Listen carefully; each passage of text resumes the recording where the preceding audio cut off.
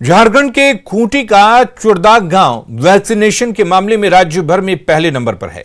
कुछ दिन पहले तक झारखंड के ग्रामीण इलाकों में वैक्सीनेशन टीम के साथ मारपीट और विरोध की लगातार घटनाएं सामने आ रही थीं, लेकिन गांव के अंदर पाहन, मानकी, मुंडा ग्राम प्रधान और पारा शिक्षकों की जागरूकता अभियान ने लोगों की सोच बदल दी है। अब चुड़दाग के ग्रामीण वैक्सीनेशन के फायदे बताते नहीं थक रहे।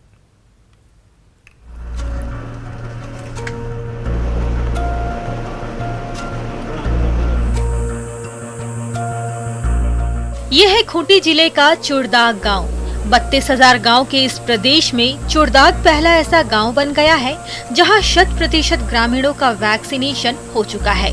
वैसे तो ये इतना आसान नहीं था, पर गांव के कुछ लोगों की सोच और जागरूकता अभियान ने इसे साकार कर दिया। दूसरे गांव की तरह ही इस गांव के ग्रामीणों में भी कोरोना वैक्सीन को लेकर तरह तरह की आशंकाएं थीं। ग्रामीणों के हर सवाल का जवाब देने के लिए गांव में जागरूकता अभियान चलाया गया। गांव के पारा शिक्षकों ने मोर्चा संभाला और उसके बाद सामने से ग्रामीणों के सवाल थे और शिक्षकों के जवाब। तो है वो सिस्टम को ही पूरा लेकर शंका में है, मन में शंका है। बहुत सारी दुविधाएं हैं, प्रश्न हैं।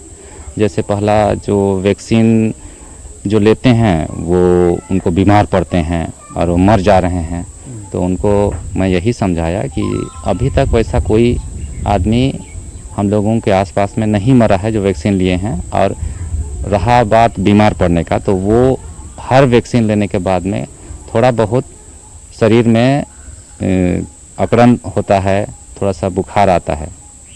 तो यही समझाने में मैं कामयाब रहा इनको, और काफ़ी समझ भी गए, काफ़ी लोग समझ भी गए इस बात को। गांव की 95 वर्षीय कोया देवी वैक्सीन लेकर लोगों को प्रेरणा दे रही हैं। गांव में जब कोरोना वैक्सीन को लेकर कैंप लगी तो कोया अपनी डगमगाती और थरथराती पैरों के सहारे वैक्सीन लेने खुद पहुंच गई। गांव वाले उन्हें देखकर दंग रह गए। जिनके भी मन में कोई अगर मगर जैसे सवाल उठ रहे थे, उन तमाम सवालों का जवाब इस 95 वर्ष की वृद्धा दादी ने दे दिया। लिए हैं, कहाँ लिए हैं? अभी कोई दिक्कत? हियां ले जाओ, हियां। अच्छा, फिर कोई दिक्कत नहीं, कोई दिक्कत नख है। 60 परिवार वाले इस गांव की पहचान वैसे तो आदिवासी बहुल गांव के तौर पर होती है, पर वैक्सीनेशन के मामले में इस गांव ने तमाम तरह की भ्रांतियों पर विराम लगा दिया। इसी खूंटी जिले में जब आए दिन वैक्सीनेशन टीम पर हमला होता था, तब चुड़दाग आदर्श गांव बनकर सामने आया है। गांव में अब कोई भी ऐसा नहीं है जिसने वैक्सीन का डोज न लिया हो, और न तो किसी की मौत हुई है और न ही कोई लंबे समय से बीमार पड़ा है।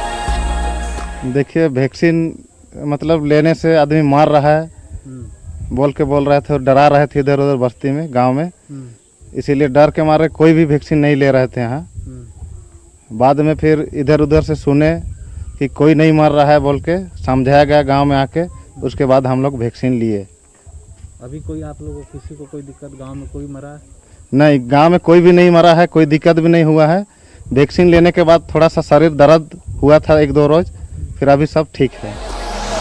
खूंटी का यह गांव विकास के मामले में काफी पिछड़ा है। आज भी इस आदिवासी बहुल गांव में 90% से ज्यादा घर मिट्टी के हैं। सड़कें बेहतर नहीं हैं, पेयजल की सुविधा नहीं है। पेंशन और राशन के मामले में भी ग्रामीणों के हाथ खाली हैं। पर सोच कुछ ऐसा है कि चुड़दाग हर किसी के जुबान पर है।